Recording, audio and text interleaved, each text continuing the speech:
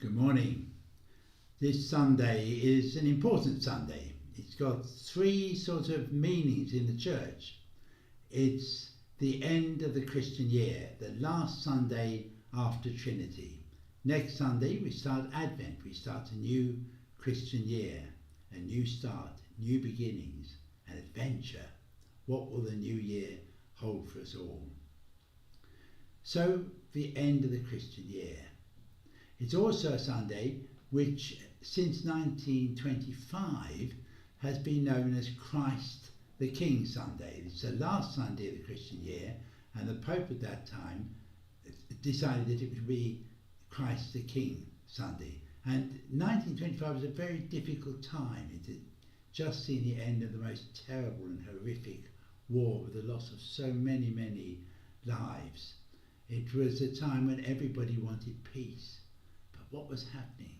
What was happening was that nations were working towards dictatorships and having people in control who wanted power, and power to destroy, not power to build up and to make peoples of all nations one. So the Pope at that time decided it was a time when Christ should be king. And the kingship of Christ is surprisingly not out there somewhere, not somewhere else, but it's here and now. It's wherever we are. That is where the kingdom of God is. And what are the signs that the kingdom is here? Well, if we read the Gospels of Matthew, Mark and Luke, we see what the signs of the kingdom are, because Jesus told parables which showed what the signs of the kingdom were. They were where people were showing love for each other, where people were breaking down barriers, where people were doing all that they could to build bridges. So this is the Sunday.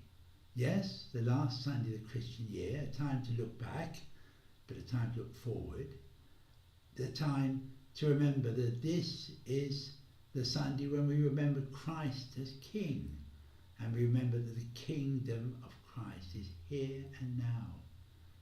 Thy will be done, thy kingdom come. It has come wherever you are and wherever you are showing love to those around you. But it's also another Sunday. It's Stir Up Sunday.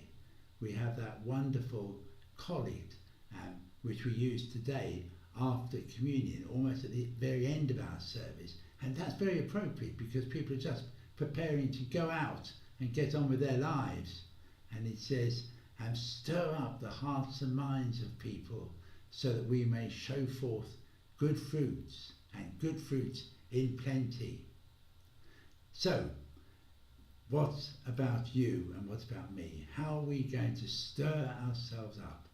How are we going to stir up each other?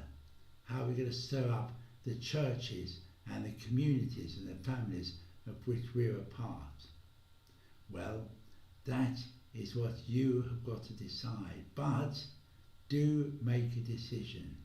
It's an opportunity to start again.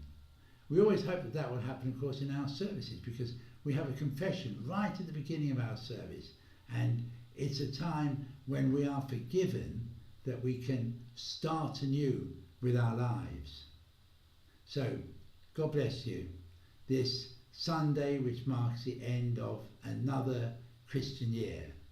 God bless you on this Sunday when we think about Christ the King. And remember that his kingdom is not of this world, but it is here and now.